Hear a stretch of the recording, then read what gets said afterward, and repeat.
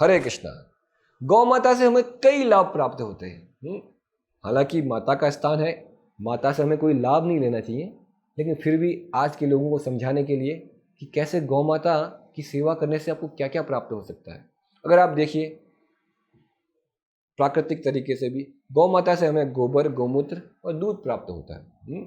और आज तो गौ माता को आप देखिए काउ कटिंग चल रहा है कि लोग गाय माता को गले लगाने के लिए पैसे दे रहे हैं। क्यों? क्योंकि गौ माता को गले लगाने से जो शांति, जो प्रेम, जो सतोगुण का एहसास लोगों को होता है, उसके लोग पैसा पे कर रहे हैं विदेश में।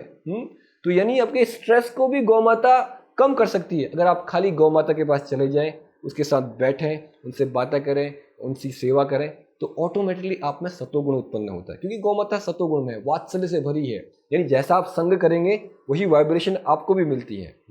इसके अलावा जैसे गौ माता से हमको गोमूत्र प्राप्त होता है। अब गोमूत्र शास्त्रों में तो बताया गया है कि गोमूत्र धन्वंतरी, कि गोमूत्र में धन्वंतरी का स्थान है।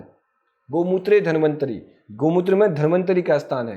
धन्वंतरी है कौन? ये आयुर्वेद के पिता हैं। यानी गोमूत्र में एक प्रकार से कई प्रकार की बीमारियों का सॉल्यूशन है, बीमारियों को नष्ट करने की। यहां तक कि कैंसर तक का उपचार अभी गोमूत्र के द्वारा किया जा रहा है।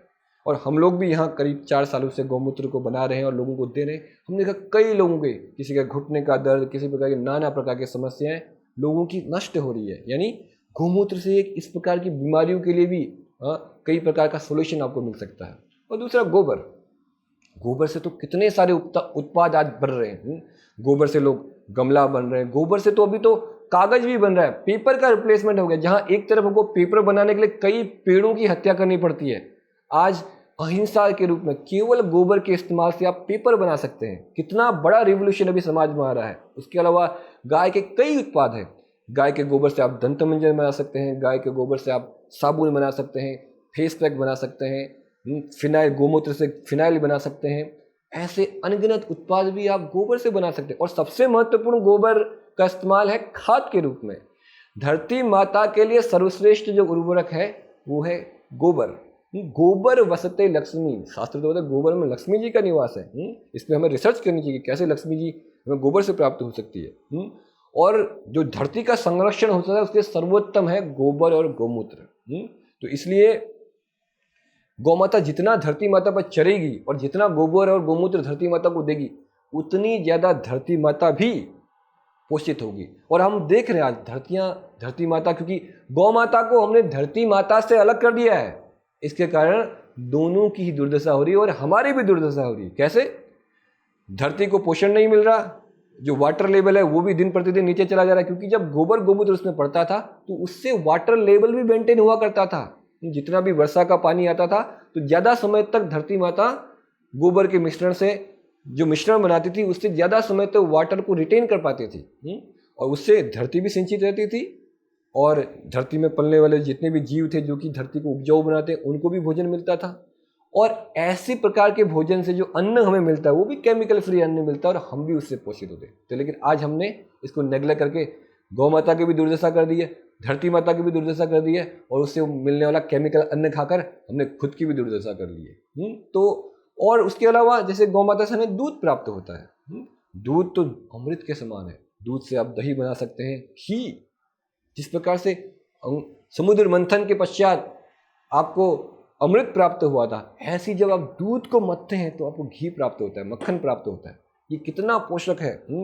पोषक बच्चे के लिए, किसी भी उम्र के लोगों के लिए, अगर वो वास्तव में देसी माता का वैदिक पद्धति से बनाया हुआ घी खाते तो नाना प्रकार की समस्या से उनको भी निजात मिलता है। तो इस प्रकार से गौ माता के कितने सारे लाभ आप गिरा सकते हैं। पहले हर घर में गौ माता घर पे रहा करती थी और आज बिल्कुल उल्टी स्थिति होगी।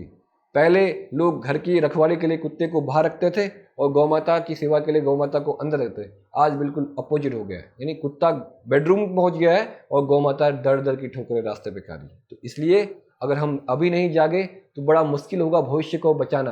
अगर हमको चाहते हैं कि प्रकृति का संरक्षण हो, हमारी आने वाली जनरेशन को पोषण मिले, धरती माता का स्वास्थ्य बना रहे, गौ माता का स्वास्थ्य बना रहे और हमारा स्वास्थ्य बना रहे, तो हमको ये सारे उपयोग तो करने। उसके अलावा कैसे हम गौ माता की सेवा कर सकते हैं? गाय के उत्पाद जो बन रहे हैं आप उसका इस्तेमाल कीजिए। अगर आप शहर में हैं, गौ माता को नहीं रख सकते, तो कम से कम उसके उत्पादों को इस्तेमाल करके आप गौ सेवा में कंट्रीब्यूशन कर सकते हैं। तो इन सारी चीज़ों को आप करिए और देखिए धीरे धीरे गौ माता के स्थान को हम वापस हमारे समाज में स्थापित कर पाएंगे। हरे कृष्णा। ऐसे ही और भक्तिमय कार्यक्रमों के लिए देखिए हरे कृष्णा टेलीविजन और इसे प्राप्त करने के लिए आप अपने केबल अथवा DTH ऑपरेटर से संपर्क करें तथा और अधिक जानकारी के लिए आज ही डायल करें 7666 839 839।